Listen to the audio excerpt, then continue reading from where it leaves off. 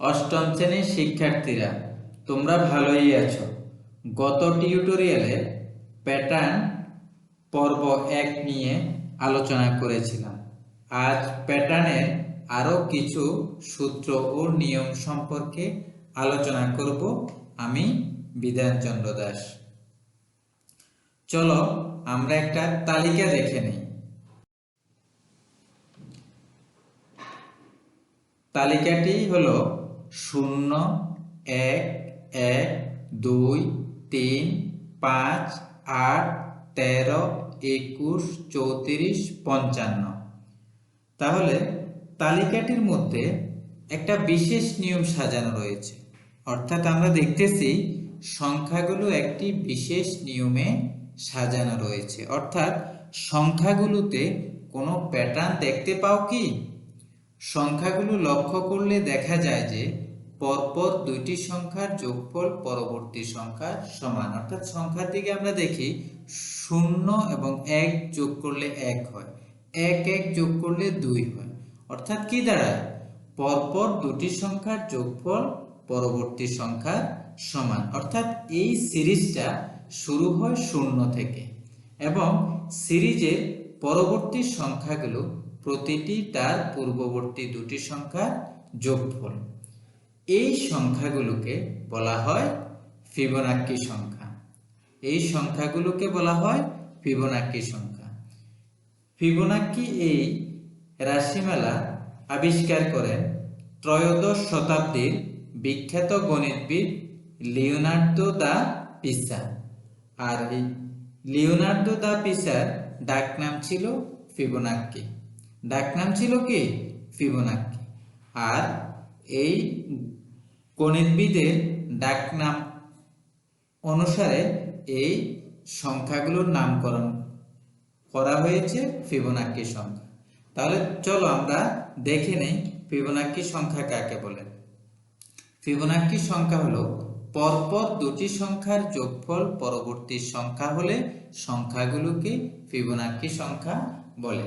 যেমন 0, 1, 1, 2, 3, 5, 8 এভাবে চলতে থাকবে। অর্থাৎ পরপর দুটি সংখ্যার যোগফল হবে তার পরবর্তী সংখ্যা। চলো আমরা এই জাতীয় ফিবোনাক্কি সংখ্যার একটা সমস্যা সমাধান করি।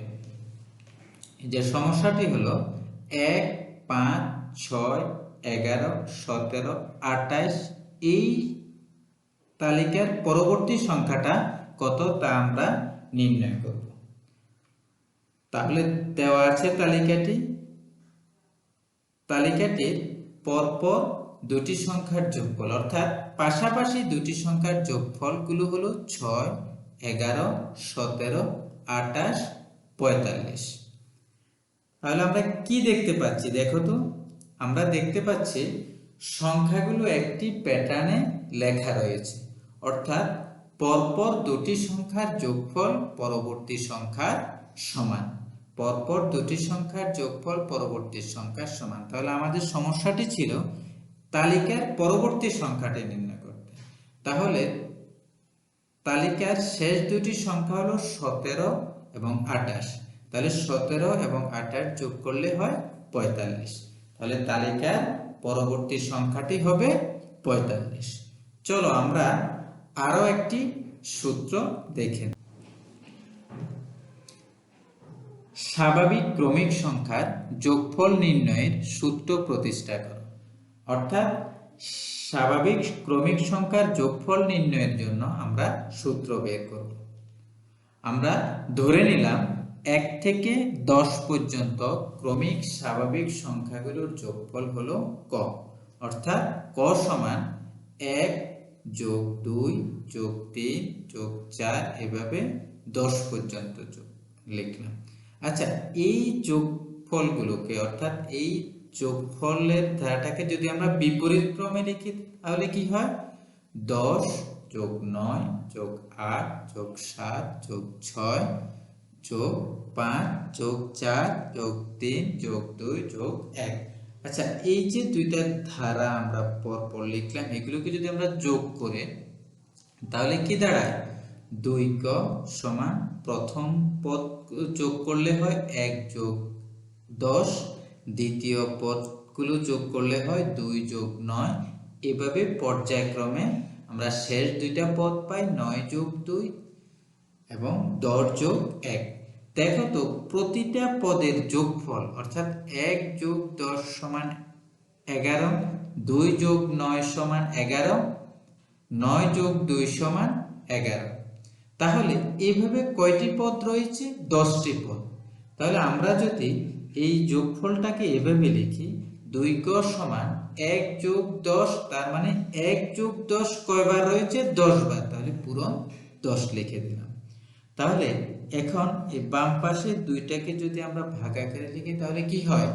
1 যোগ 10 পূরণ 10 ভাগ 2। তাহলে এখানে যোগফল পেলাম আমরা 55। কিন্তু আমাদের বলা হয়েছিল যে যোগফল নির্ণয়ের সূত্র প্রতিষ্ঠা করতে। আচ্ছা দেখো তো এখানে একটা কি ছিল?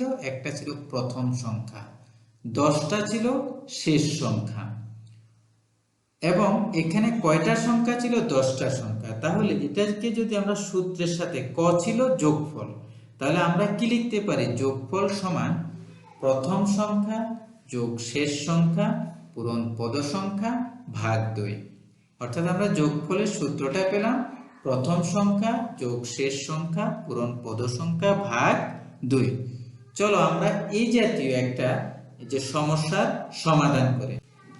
যে সমস্যাটি হলো প্রথম 10টি বিজোড় সংখ্যার যোগফল নির্ণয় করো। প্রথম 10টি বিজোড় সংখ্যার যোগফল নির্ণয় করো। যে তাহলে তোমরা নিশ্চয়ই জানো যে প্রথম 10টি বিজোড় সংখ্যা হলো 1, 3, 5, 7, 9, 11, 13, 15, 17, 19। তাহলে এই সংখ্যাগুলোর মধ্যে দেখো তো প্রথম সংখ্যা কত? প্রথম সংখ্যা হলো 1, শেষ সংখ্যা কত? 19। কয়টি সংখ্যা রয়েছে? 10টি সংখ্যা। তাহলে এখানে প্রথম সংখ্যা হবে 1, শেষ সংখ্যা 19 এবং পদের সংখ্যা হবে 10। এখন একটু আগে আমরা যোগফল নির্ণয়ের যে সূত্রটা শিখেছিলাম সেই সূত্রটা হলো যোগফল সমান প্রথম সংখ্যা যোগ শেষ সংখ্যা পূরণ পদ সংখ্যা ভাগ 2।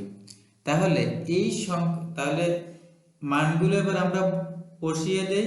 তাহলে প্রথম সংখ্যা 1, শেষ সংখ্যা 19, পদ সংখ্যা 10 ভাগ 2। এখন আমরা যোগ করার পরে কি পাই? দেখো তো 20 পূরণ 10 ভাগ 2। তাহলে 20 পূরণ 5, কারণ আমরা 2 দিয়ে 10কে কাটি, তো 2 আর 10কে যদি আমরা 2 দ্বারা কাটি তাহলে 2 দ্বারা ভাগ দেই, তাহলে উপরে 5 নিচে 1, তাহলে 20 পূরণ 5 সমান 100। তাহলে প্রথম 10টি বিজোড় সংখ্যার যোগফল কত পেলাম? প্রথম 10টি বিজোড় সংখ্যার যোগফল পেলাম আমরা 100। আচ্ছা এই জাতীয় অনেকগুলো এই যে সমস্যা আমাদের বইয়ে রয়েছে, আমরা এগুলো বাসায় এই যে করে নেব। যেমন বইয়ের 5 পৃষ্ঠে আমরা দেখতে পাই কাজের মধ্যে আছে যোগফল বের করো। এখানে আছে 1 যোগ 4 যোগ 7 যোগ 10 যোগ 13 যোগ 16 যোগ 19 যোগ 22 যোগ 25 যোগ 28 যোগ 31। এই যোগফলটা আমরা বাসায় নিজেরা করে দেখব এই সূত্রে প্রয়োগ করে। ঠিক আছে, তোমরা বাসায় এই কাজটা করবে।